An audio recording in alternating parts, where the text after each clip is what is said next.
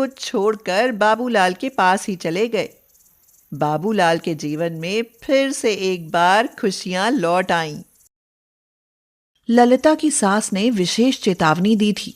अगर पांचवी भी बेटी हुई ना तो धक्के मार कर घर से निकाल दूंगी और दूसरी बहू ले आऊंगी। इस घर को चलाने के लिए वारिस चाहिए। हाँ। पहली चारों बेटियां तो ललिता के पति और सास के द्वारा मारी जा चुकी थीं। पांचवी भी बेटी का चेहरा देखते ही ललिता बेहोश हो गई और जब होश में आई तो देखा कि उसका पति और सास उस नवजात बच्ची को मारने की योजना बना रहे हैं। ललिता लड़खड़ाती हुई उठी और अपनी बेटी को सीने से लगाकर चुपके से बाहर ले गई। वहीं पास में ही रेलवे स्टेशन था। ललिता रोती हुई बोली, मुझे माफ करना मेरी बच्ची। तुझे मरते देखने से अच्छा है कि मैं तुझे चुपके से किसी रेल के डिब्बे में रख दूं। कम से कम जिंदा तो रहेगी मेरी बच्ची। मैं तुझे अपनी आंखों के सामने मरते नहीं देख पाऊंगी। ललिता बच्ची को लेकर रेल में बैठ गई। इससे पहले कि रेल चलती, वह बच्ची को अपनी शॉल में लपेटकर सीट पर लिटाकर एक महिला से बोली, सुनो बहन, जरा 2 मिनट इसका ध्यान रखना, मैं अपने लिए कुछ खाना लाती हूँ। ये कहकर वह ट्रेन से निकलकर अपने घर आ गई। कुछ देर बाद ट्रेन चल पड़ी। ट्रेन के जाने की आवाज सुनकर ललिता देर तक खड़ी रोती रही। उस डिब्बे के लोग चिल्लाने लगे, अरे ये ट्रेन तो चल पड़ी, वह औरत तो आई ही नहीं और उसकी ये बच्ची, लगता है जानबूझकर इसे ट्रेन में छोड़ गई। कैसी दुनिया है, जरा भी रहम नहीं आया अपनी बच्ची पर जो इतनी ठंड में इसे यहाँ छोड़ गई। अब क्या होगा इसका। चारों तरफ से लोगों की इसी तरह आवाज आ रही थी। बच्ची रोने लगी। किसी की हिम्मत नहीं हुई कि उस बच्ची की जिम्मेदारी ले सके। उस डिब्बे में एक औरत संतोषी बहुत देर से उनकी सारी बातें सुन रही थी। वह उसी ट्रेन में बच्चों के मिट्टी और कागज से बनी डुगडुगी बनाकर बेचा करती थी। उसके पास अपना घर नहीं था, इसीलिए उसके दिन रात ट्रेन या स्टेशन पर ही गुजरते थे। उसने रोती हुई बच्ची को गोद में उठाते हुए कहा, यहाँ कोई तेरा रोना नहीं सुनेगा। यहाँ सब पैसे वाले लोग बैठे हैं। जिसने तुझे जन्म दिया वो तो छोड़कर भाग गई। शायद तू मेरी ही किस्मत में लिखी है। आज चल, तुझे दूध पिलाने का बंदोबस्त करती हूँ। मर गई तो मुझे ही पाप लगेगा कि संतोष से एक बच्ची के लिए दूध का इंतजाम भी ना हुआ। उस दिन से संतोषी ने उस बच्ची की जिम्मेदारी ले ली और उसे अपनी बेटी की तरह पालने लगी। संतोषी थोड़ी मुंह की कड़वी थी, लेकिन उसका दिल बहुत अच्छा था। अकेली थी, इसीलिए उसने उस बच्ची को भगवान का आशीर्वाद समझकर रख लिया और उसका नाम खुशी रखा।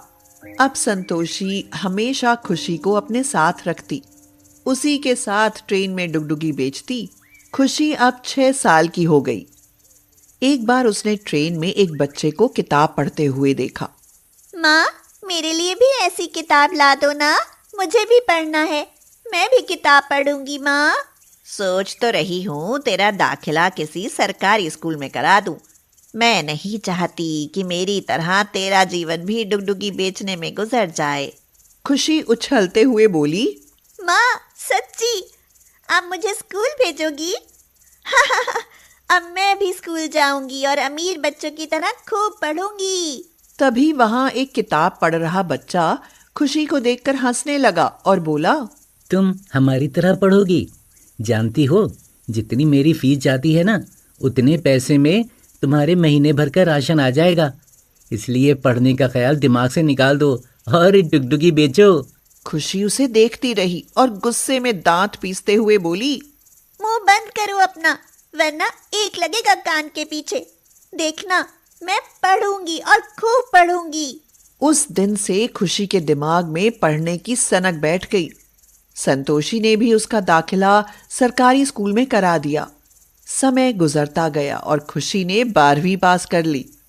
संतोषी बहुत खुश थी, लेकिन खुशी के अभी और इम्तिहान बाकी थे। संतोषी एक दिन बहुत बीमार पड़ गई। अब चलना फिरना उसके वश में नहीं रहा। खड़ी होती तो उसे चक्कर आने लगते। अब वह स्टेशन पर ही पड़ी रहती। डॉक्टर को दिखाने पर पता चला कि उसको कैंसर है और वह थोड़े दिनों की ही मेहमान है। खुशी ने ये बात संतोषी से छिपा कर रखी। खुशी, लगता है अब ज्यादा दिन जिंदा नहीं रहूंगी। मेरे बाद तेरा क्या होगा, यही सोचकर घबरा रही हूँ। मरने से पहले तुझे एक सच बताना चाहती हूँ ताकि मेरे दिल पर बोझ ना रहे। कैसा सच माँ? मैं तेरी माँ नहीं हूँ री। तेरी माँ तो 17 साल पहले तुझे एक ट्रेन में छोड़ गई थी। मैंने तुझे वहीं से उठाया था, लेकिन मैंने तुझे अपनी सगी बेटी से ज्यादा प्यार किया है। ये क्या कह दिया माँ आपने? मेरी माँ तो आप ही हो, क्योंकि आपने ही मेरी परवरिश की है, वो नहीं जो मुझे छोड़कर भाग गई थी। ये कहकर वो दोनों एक दूसरे के गले लगकर रोने लगी।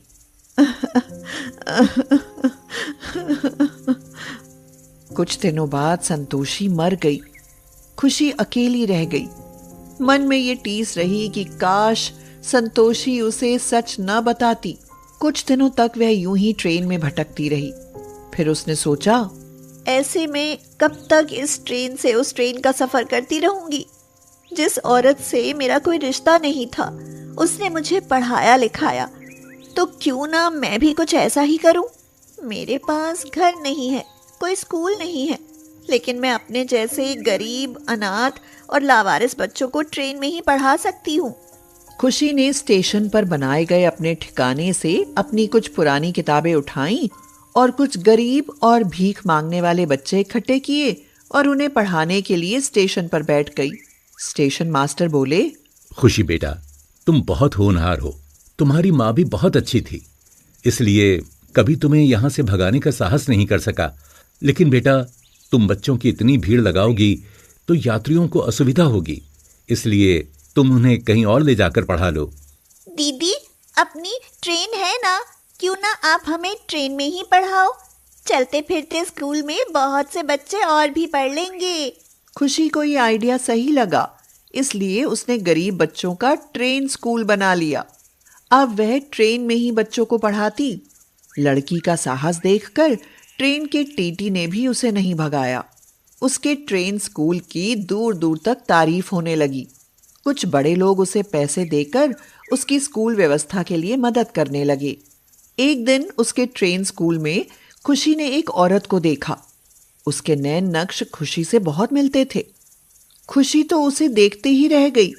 वह औरत बोली, ठंड लग रही है, कुछ ओढ़ने को मिलेगा? खुशी ने तुरंत उसे अपनी शॉल उतार कर दे दी।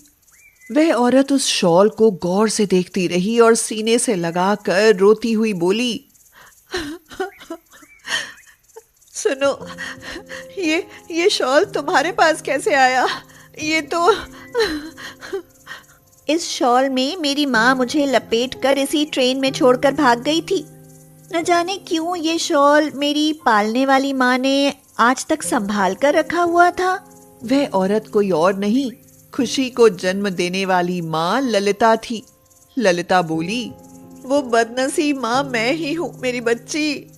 अगर उस दिन मैंने तुम्हें ट्रेन में नहीं छोड़ा होता तो तुम्हारे बाप और दादी ने तुम्हें तुम्हारी बाकी बहनों की तरह मार दिया होता। ललिता ने खुशी को सारी बात बताई। खुशी ललिता के गले लगते हुए बोली, मुझे माफ कर दो माँ, मैंने तुम्हें बहुत गलत समझा। अच्छा ये बताओ, अब कहाँ है वो कातिल? उन्हें भगवान ने सजा दे दी। छत के गिरने से दोनों की मौत हो गई और अब मैं अकेली इस सजा को काट रही हूँ। ऐसा मत कहो माँ, अब आप अकेली नहीं हो, अब हम दोनों साथ रहेंगे। माँ, हमारा घर तो होगा ना? हाँ, हमारा घर है, बस उसमें लोग नहीं रहे। माँ, मैं अब अपने घर को स्कूल बनाऊंगी, फिर वहाँ खूब रौनक रहेगी। उसके बाद खुशी ललिता के साथ अपने घर चली गई और उसने स्कूल को घर में खोल लिया। कुछ नेता लोगों ने भी खुशी की मदद करी। अब गरीब बच्चों को ट्रेन स्कूल में पढ़ने की जरूरत नहीं थी। उनके पास अब एक अपना स्कूल था। खुशी अब अपने इस स्कूल से बहुत खुश थी।